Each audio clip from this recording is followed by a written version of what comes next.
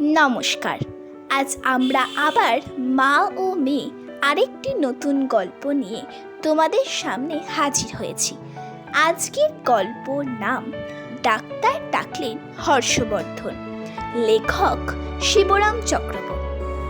বউয়ের ভারী অসুখ মশাই, কোন ডাক্তারকে ডাকা যায় বলুন তো? হর্ষবর্ধন এসে শুধলেন আমার। কেন, আমাদের রাম ডাক্তারকে, বললাম আমি। তারপর তার ভারী ফিজের কথা ভেবে নিয়ে বলি আবার, রাম ডাক্তারকে আনায় ব্যয় অনেক, কিন্তু ব্যায়াম সারাতে তার মতন আর হয় না। বলে বউয়ের আমার প্রাণ নিয়ে টানাটানি, আমি কি এখন টাকার কথা ভাবছি নাকি? তিনি জানান, বউয়ের আমার আরাম হওয়া নিয়ে কথা। কি হয়েছে তার, আমি জানতে চাই। কি যে হয়েছে তাই তো বোঝা যাচ্ছে না ঠিক। এই বলছে মাথা ধরেছে, এই বলছে দাঁত কনকন, এই বলছে পেট কামড়াচ্ছে। হে, সব তো ছেলে পিলের অসুখ, স্কুলে যাবার সময় হয়। আমি বলি, তবে মেয়েদের পেটের খবর কে রাখে, বলতে পারে কেউ? বৌদির পেটে কিছু হয়নি তো দাদা? জিজ্ঞেস করে গোবরা। দাদার সাথে সাথেই সে এসেছিল। পেটে আবার কি হবে শুনি? ভাইয়ের প্রশ্নে দাদা ভ্রু কুঞ্চিত করেন। পেটে তো লিভার পিলে হয়ে থাকে। তাই কি লিভার পিলে ব্যামো হয়েছে তাই বলছিস? আমি ছেলে পিলের কথা বলছিলাম। ছেলে পিলে হওয়াটা কি একটা ব্যামো নাকি আবার? হর্ষবর্ধন ভাইয়ের কথায় আরো বেশি খাপ পাওয়ান। সে হওয়া তো সৌভাগ্যের কথা রে। তেমন ভাগ্য কি আমাদের হবে? বলে তিনি একটা দীর্ঘ নিঃশ্বাস ফেললেন। হতে পারে মশাই, গোবরা ঠিকই আন্দাজ করেছে হয়তো। ওর সমর্থনে দাঁড়াই।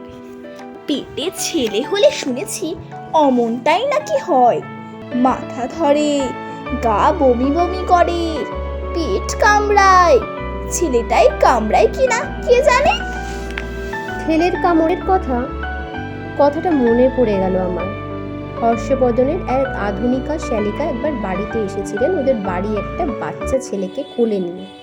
ফুটফুটে ছেলেটিকে দেখে কোলে করে একটু আদর করার জন্য নিয়েছিলাম। তারপর দাঁত গজিয়েছে কিনা দেখবার জন্য যেই না ওর মুখের ভেতর আঙুল দিয়েছি, লাফিয়ে উঠতে হয়েছে আমার। কি হলো কি হলো, ব্যস্ত হয়ে উঠতেন হর্ষবর্ধনের বউ। কিচ্ছু হয়নি, আমি বললাম। একটু দন্তস্ফুট হলো মাত্র। হাতে হাতে দাঁত দেখিয়েছে ছেলেটা। ছেলের মুখে আঙুল দিলেন যে বড়। রাগ করলেন হর্ষবর্ধনের শালী। আঙুলটা আপনার অ্যান্টিসেপটিক করে নিয়েছিলেন? অ্যান্টিসেপটিক? কথাটাই আমি অবাক হই। সে আবার কি? লেখক নাকি আপনি? হাইজিনের জ্ঞান নেই আপনার? বলে একখানা টেক্সট বই এনে আমার নাকের সামনে তিনি তা খাড়া করেন। তারপরে আমি চোখ দিচ্ছি না দেখে খানিকটা তার তিনি নিজেই আমায় পড়ে শোনান। শিশুদের মুখে কোনো খাদ্য দেবার আগে সেটা গরম জলে উত্তম রূপে ফুটিয়ে নিতে হবে। আঙুল কি একটা খাদ্য নাকি? বাধা দিয়ে সুধান হর্ষবর্ধন পত্নী। একদম অখাদ্য, অন্তত পরের আঙুল তো বটেই। গোবরা ভাইয়া মুখ গোমড়া করে বলে, নিজের আঙুল কেউ কেউ খায় বটে দেখেছি, কিন্তু পরের আঙুল খেতে কখনো কাউকে দেখে যায়নি। আঙুল আমি ফুটিয়ে নিইনি সে কথা ঠিক, আমতা আমতা করে আমার সাফাই গায়। তবে আপনার ছেলেই আঙুলটা আমার ফুটিয়ে দিয়েছে, কিংবা ফুটিয়ে দিয়েছে, যাই বলুন। এই দেখুন না, বলে খোকার দাঁত বসানোর দগদগে দাগ তার মাকে দেখায়। ফুটফুটে বলে কোলে নিয়েছিলাম, কিন্তু এতটাই যে ফুটবে তা আমার ধারণা ছিল না। সত্যি রাম ডাক্তারকে আনবার ব্যবস্থা করুন তাহলে, বললাম হর্ষবর্ধন বাবুকে। কল দিন তাকে এক্ষুনি, ডাকান কাউকে পাঠিয়ে। ডাকলে কি তিনি আসবেন? তার সংশয় দেখা যায়। সে কি, কল পেলেই শুনেছি ডাক্তাররা বিকল হয়ে পড়ে, না এসে পারে কখনো? ডেকেছিলাম একবার, এসেও ছিলেন তিনি। পোষার বাতিক বাড়ির পেছনে ফাঁকা জায়গায় আমার কাঠ চেরাই কারখানার পাশেই পোলট্রির মতন একটুখানি করেছি। তা হাঁসগুলো আমার এমন বেয়ারা যে বাড়ির সামনেও এসে পড়ে এক এক সময়। রাম ডাক্তারকে দেখেই না সেদিন তার এমন হাঁক ডাক দিয়ে দিল যে ডাক্তারকেই ডাকছিল বুঝি? কে জানে, তাদের আবার ডাক্তার ডাকার দরকার কি মশাই? তারা কি চিকিৎসির কিছু বোঝে? মনে তো হয় না। হয়তো তার বিরাট ব্যাগ দেখে ভয় খেয়ে ডাকাডাকি লাগিয়েছিল তারা, কিন্তু হাঁসদের সেই ডাক শুনেই না। গেট থেকেই ডাক্তারবাবু বিদায় নিলেন, বাড়ির ভিতরেই এলেন না আর। রেগে টং হয়ে চলে গেলেন একেবারে। বলেন কি? শুনে আমি অবাক হই। আরে হ্যাঁ মশাই, তারপর আরো কতবার তাকে কল দেওয়া হয়েছে, মোটা ফিয়ে লোভ দেখিয়েছি, কিন্তু এ বাড়ি ছায় মারাতেও তিনি নারাজ। আশ্চর্য তো, কিন্তু এই পাড়ায় ভালো ডাক্তার বলতে তো উনি, রাম ডাক্তার ছাড়া তো কেউ নেই এখানে আর। দেখুন যদি বুঝিয়ে সুঝিয়ে কোনো রকমে আপনি আনতে পারেন তাকে। হর্ষবর্ধন আমায় অনুনয় করেন। দেখি চেষ্টা চরিত্র করে, বলি আমি রাম ডাক্তারের উদ্দেশ্যে রওনা হই। সত্যি এক একটা ডাক্তার এমন অবুঝ হয়, এই রাম ডাক্তারের কথায় ধরা যাক না। সেবার পড়ে গিয়ে বিনির একটু ছড়ে যেতেই বাড়িতে এসে দেখবার জন্য তাকে ডাকতে গেছি, কিন্তু যেই না বলেছি ডাক্তারবাবু পড়ে গিয়ে ছড়ে গেছে, যদি দেখেন এসে একটু দয়া করে। ছড়ে গেছে? রক্ত পড়ছে? তা একটু রক্তপাত হয়েছে বই কি। সর্বনাশ! এই কলকাতায় শহরে পড়ে গিয়ে ছড়ে যাওয়া আর রক্তপাত হওয়া ভারী ভয়ঙ্কর কথা। দেখি তো।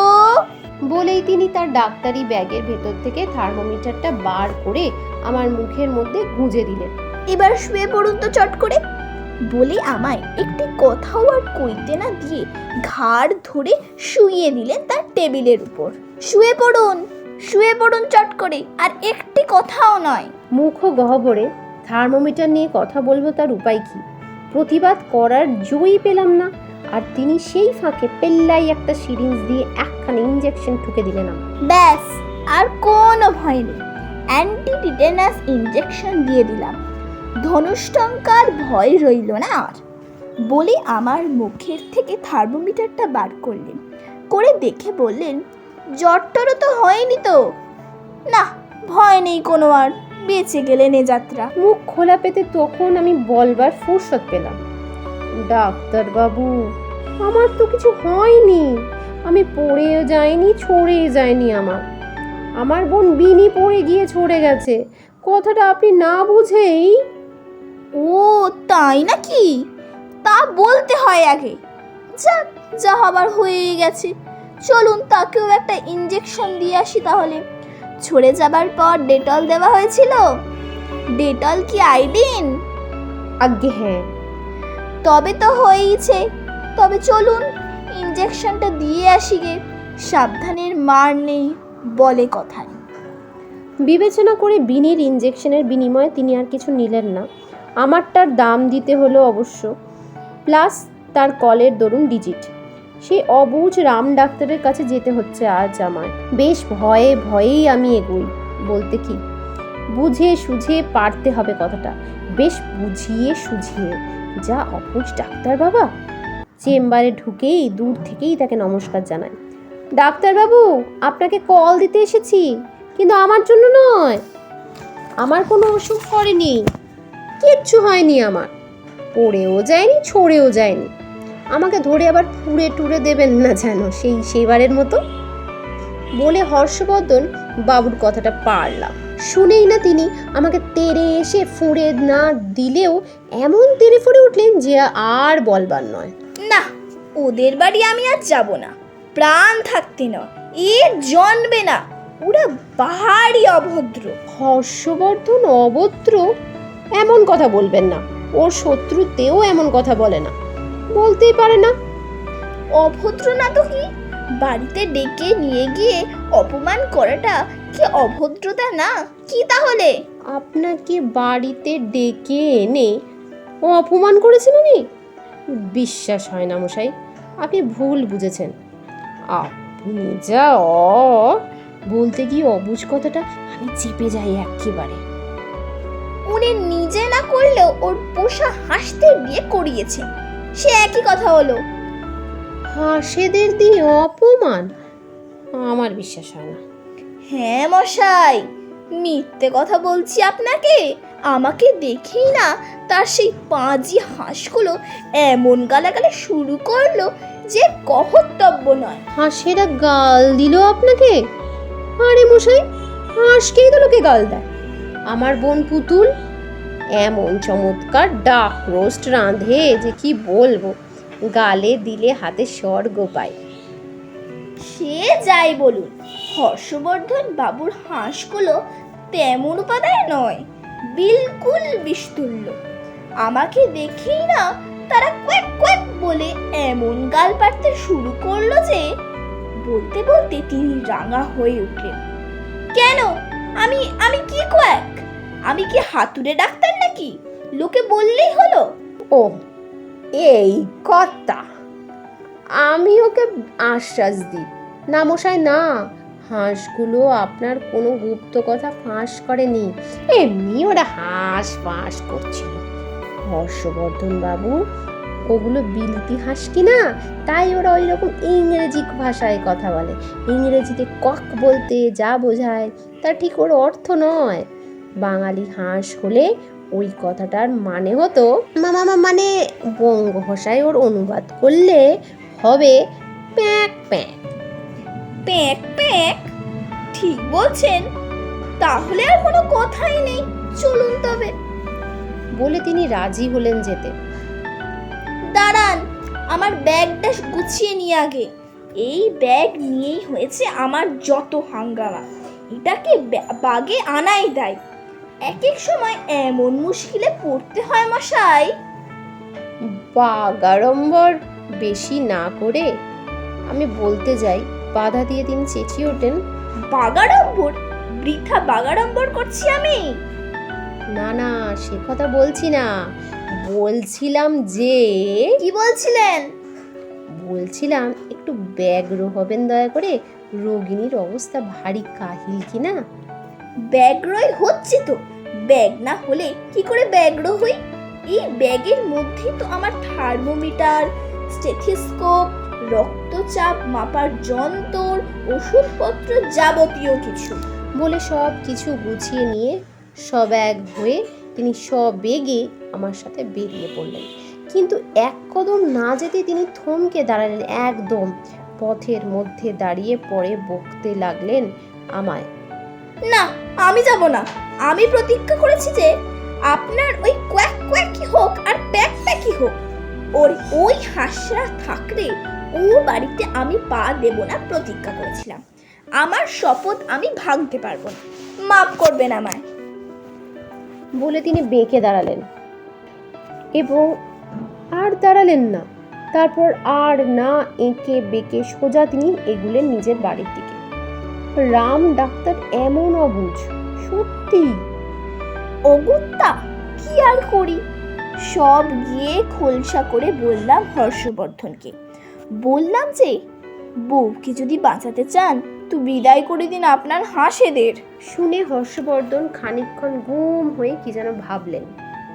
তারপর দীর্ঘ নিঃশ্বাস ফেলে বললেন, কি তব কান্তা কস্তে পুত্র, দাঁড়া পুত্র পরিবার তুমি কার কে তোমার, এ দুনিয়ায় কে কার, হাঁস কি আমার, হাঁসের কি আমি, হাঁস কি আমার সঙ্গে যাবে, হাঁস নিয়ে কেউ আসে না, যদিও সবাই হাঁস ফাঁস করে মরে, হাঁস নিয়ে কি আমি ধুয়ে খাবো, যাগ্গে হাঁস, রাখে রাম মারে কে, মারে রাম রাখে কে, কার হাঁস কে পোষে। বলতে বলতে তিনি যেন পরমহংসের পরিহাস হয়ে উঠলেন। টাকা মাটি, মাটি টাকা, যাগ্গে হাঁস, যেতে দাও, বিস্তর টাকায় কেনা হাঁসগুলো, বহুত টাকা মাটি হলো এই যা। বলে খানিকক্ষণ মাথায় হাত দিয়ে কি যেন ভাবলেন, তারপরে কোঁকিয়ে উঠলেন আবার, না, বউকে আমি হাসপাতালে পাঠাতে পারবো না, তার চেয়ে হাঁসগুলোকেই বরং রসাতলে যাক। তারপর গিয়ে তিনি পোল্ট্রির আগল খুলে দিয়ে খেদিয়ে দিলেন হাঁসেদের। পাড়ার ছেলেদের সমবেত উল্লাসের মধ্যে তারা ধেই ধেই করে নাচতে নাচতে চলে গেল। হংস বিদায়ের খবরটা চেম্বারে গিয়ে জানতে তারপরে ব্যাগ হস্তে ব্যগ্র হয়ে বেরুলেন আবার রাম ডাক্তার। এলেন রাম ডাক্তার। আসতেই হর্ষবর্ধন তার হাতে ভিজিট হিসেবে কর করে দুখানা 100 টাকার নোট ধরে দিয়ে তাকে নিয়ে গৃহিণীর ঘরে গেলেন। আমরাও গেলাম সাথে সাথে। কি কষ্ট হচ্ছে আপনার বলুন তো? রোগিণীর শয্যা পাশে দাঁড়িয়ে শুধালেন রাম ডাক্তার। মাথা টনটন করছে, দাঁত কনকন করছে, গা শিরশির করছে, তার উপর পেটও কামড়াচ্ছে আবার, জানালেন গিন্নি। বটে, বলে রাম ডাক্তার মুখ ভার করে কি যেন ভাবলেন খানিক, তারপর হর্ষবর্ধনকে টেনে নিয়ে বাইরে এলেন। কেস খুব কঠিন মনে হচ্ছে আমার, গম্ভীর মুখ করে বললেন রাম ডাক্তার। বউ আমার বাঁচবে তো? হর্ষবর্ধন আতঙ্কিত হন। না না, ভয়ের কোনো কারণ নেই, এক্ষেত্রে তেমন মারাত্মক কিছু ঘটবার আশঙ্কা করিনি। তবে এসব রোগে সাধারণত 10 জন রোগীর 9 জনই মারা যায়, একজন মাত্র বাঁচে কেবল। তাহলে? হর্ষবর্ধন আতঙ্ক এবার আরো যেন 10 গুণ বেড়ে যায়। বলেন কি মশাই? তবে তো বৌদিকে বাঁচানোর আর কোনোই আশা নাই। গোবরা কাঁদো কাঁদো হয়ে বলে কাঁদতে থাকে। ইনি বাঁচবেন, ভরসা দেন ডাক্তারবাবু। এর আগে এই রোগে 9 জন আমার হাতে মারা গেছে, ইনি 10ম। একে মারে কি? যাক, আপনারা আমার রোগীকে দেখতে দিন দয়া করে। এবার ভালো করে পরীক্ষা করে দেখি আগে, বাইরে গিয়ে অপেক্ষা করুন আপনারা। রোগীর ঘরে কেউ আসবেন না যেন এখন, বলে আমাদের ভাগিয়ে দিয়ে তিনি ভেতরে রইলেন। আমরা 3 জন পাশের ঘরে এসে বসলাম। হর্ষবর্ধনের মুখ ভয়ে ফ্যাকাশে হয়ে গেছে, আর গোবরার মুখ শুকিয়ে হয়েছে ঠিক নারকোলের ছোবড়ার মতোই। মাথা টনটন, দাঁত কনকন, পেট চঞ্চন, শক্ত অসুখ বই কি। আমি বলি, আবহাওয়ার গুমোটটা কাটাবার জন্যই কথা কটা বলি আমি মোটের ওপর, সেই গুমোটের উপরে। এর একটা হলেই রক্ষে নেই, একসঙ্গে 3-3টে। ব্যামোটা বৌদির শিরা উপশিরায় ছড়িয়ে পড়েছে দাদা, গোবরা মন্তব্য করে। সারা গা শিরশির করছে, বলল না বৌদি? শিরক পীড়াই হয়েছে তো। আমিও একটু ডাক্তারি বিদ্যা ফলাই, মাথা টনটন করছে বললেন না। রাম ডাক্তার দরজার গোড়ায় দাঁড়ালেন এসে। উকো দিতে পারেন একটা আমায়? নিদেন একটা ছেনি। হর্ষবর্ধন একটা উকো এনে দিলেন, ছেনিও। উকো দিয়ে কি করবে দাদা? বৌদির মাথায় উকুন হয়েছে নাকি? গোবরা শুধোয়। উকো ঘষে ঘষে উকুনগুলো মারবে বলে বোধহয় হচ্ছে। হতে পারে, আমার সাই তার কথায়। তারাই হয়তো মাথায় কামড়াচ্ছে, সেই জন্যই এই শিরক পীড়াটা হয়েছে বোধ হয়। হর্ষবর্ধন চুপ করে বসে রইলেন মাথায় হাত দিয়ে। কিংবা দাঁতের জন্য লাগতে পারে উকো, আমার পুনরুক্তি। দাঁতে কেরিজ হয়ে থাকলে তাতেও দাঁতে যন্ত্রণা হয়, উকো দিয়ে ঘষেই সেই কেরিজ তুলবেন হয়তো উনি। দাঁত নেহাত ফেলনা জিনিস না মশাই, দাঁত ফেলবার পর তবেই দাঁতের মর্যাদা বুঝতে পারে মানুষ। খারাপ দাঁত থেকে হাজার ব্যাধি আসে, মাথা ব্যথা, পেট ব্যথা, বুকের ব্যামো, হজমের গোলমাল, এমনকি বাতের দোষও আসতে পারে ওই দাঁতের দোষ থেকে। রাম ডাক্তার আবার এসে উকি মারলেন দরজায়। হাতুড়ি কিংবা বাটালি জাতীয় কিছু আছে আপনাদের কাছে? হর্ষবর্ধন হাতুড়ি এনে ডাক্তারের হাতে তুলে দেন। হাতুড়ি নিয়ে কি করবে দাদা? আটকে ওঠে কোবরা।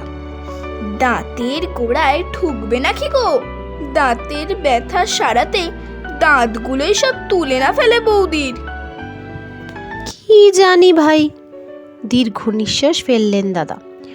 লোকে রাম ডাক্তারকে কেন যে হাতুড়ে বলে ডাকে কে জানে। তার মানে তো পাওয়াই যাচ্ছে হাতে হাতেই। গোবরা হাতুড়ির সঙ্গে হাতুড়ির একটা যোগসূত্র স্থাপন করতে চায়। দাঁত না হয়ে মাথাতেও পিটতে পারে হাতুড়ি। বাধা দিয়ে আমি বলি, শক ট্রিটমেন্ট বলে একটা জিনিস আছে না? দাদার শখ যেমন, আপনার মতন হাতুড়ে লেখকের পরামর্শ শুনে হাতুড়ে ডাক্তার এনে নিজের শখ মেটানো নিয়ে এবার। গোবরা আমার কথার উপর কথা কয়। বৌদির মধুর হাসি আর দেখতে হচ্ছে না দাদাকে, এই জন্মে নয়। হায় হায়, এ ফোকলা বৌদি ছিল আমার বরাতে শেষটায়, কি করব তার। সে হায় হায় করতে থাকে। মাথায় হাতুড়ি ঠুকলে শিরোপীড়া সারে বলে শুনেছি, তবুও আমি ভরসা দিয়ে বলতে যাই, মাথা না থাকলে তো মাথা ব্যথাই থাকে না মশাই। হর্ষবর্ধন বলেন, শক ট্রিটমেন্টে মানে হচ্ছে হঠাৎ একটা ঘা মেরে শক দিয়ে সঙ্গে সঙ্গে রোগ সারিয়ে দেওয়া। শক্ত রোগ যা তা নাকি সব তাতেই সেরে যায়। আমার বক্তব্য রাখি, রাম ডাক্তারের কোনো কসুর নেই মশাই, যথাশক্তি করছে বেচারা। তা যদি হয় তো আমার বলার কিছু নেই কো। হাল ছেড়ে দেন হর্ষবর্ধন, যথাসাধ্য করতে দিন ডাক্তারকে, বাধা দেবেন না আপনারা। আমার কথাটির শেষে পুনশ্চ যোগ করি, একটা করাত দিতে পারেন আমায়, ছোটখাটো হলেও চলবে। দরজার সামনে আবার রাম ডাক্তারের আবির্ভাব। হর্ষবর্ধনের কাঠ চেরাই করাতি কারখানায় করাতের অভাব ছিল না, এনে দিলেন একখানা। তারপর মাথায় হাত দিয়ে বসলেন তিনি। কি সর্বনাশ হবে কে জানে। বৌদির পেট কেটে ছেলেটাকে বার করবে বোধ হচ্ছে। গোবর্ধন পরিষ্কার করে, বৌদি কাটা পড়বে আর ছেলেটা মারা পড়বে ডাক্তারের করাতে। আমাদের বরাতে এই ছিল, যা বুঝতে পারছি। ছেলেটা যাই যাক, আমার বউ বাঁচলে বাঁচি। বেঁচে যাবে আপনার বউ, আমি তাকে ভরসা দিই। বড় বড় জাদুকর দেখেননি, করাত দিয়ে একটা মেয়েকে 2 আধখানা করে কেটে ফেলে, তারপর সঙ্গে সঙ্গে জুড়ে দেয় আবার। দেখেননি কি? কেন, আমাদের পিসি সরকারের ম্যাজিকই তো তা দেখা যায়। তেমনি ভেলকি দেখাতে পারেন বড় বড় ডাক্তাররাও, তারাও কেটে জোড়া দিতে পারেন। কিন্তু হর্ষবর্ধন আর চুপ করে বসে থাকতে পারে না, লাফিয়ে ওঠেন হঠাৎ। আমার চোখের সামনে বউটাকে করাত চেরা করবে আর আমি বসে তাই দেখব? লোকটা পেয়েছে কি বলে তিনি ঝড়ের বেগে ঘরের মধ্যে প্রবেশ করেন। গোবর্ধনও সাথে সাথে যায়। চক্রবর্তী, আমিও তাদের পশ্চাৎবর্তী হই। কি পেয়েছেন আপনি? ঝাঁঝিয়ে ওঠেন তিনি ডাক্তারকে। করাত দিয়ে আমার বউকে কাটবেন যে? কেটে 2 টুকরো করবেন আপনি? কেন কেন? যতই কাঠের ব্যবসা করি মশাই, এতটা আখাট হয়নি এখনো। কেন, কি হয়েছে আমার বউবে যে করাত দিয়ে তার? কিসের বউ? বাধা দেন রাম ডাক্তার। আমি পড়েছি আমার ব্যাগ নিয়ে, বউকে আপনার দেখলাম কোথায়? হতবাগা ব্যাগটা এক এক সময় এমন বিগড়ে যায়, হাতুড়ে পিটে ছেনি দিয়ে উকো ঘষে কিছুতে এটাকে খুলতে পারছি না। করাত দিয়ে কাটতে লেগেছি এবার। এর মধ্যেই তো আমার যত যন্ত্রপাতি, ওষুধপত্র, এমনকি থার্মোমিটারটাও পর্যন্ত। আগে এসব বার করলে তবে তো দেখবো আপনার বউকে। রাজ্যের রোগ সারাই আমি, কিন্তু নিজের ব্যাগ সারাতে পারি না। এই ব্যাগটাই হয়েছে আমার ব্যায়াম। ধন্যবাদ।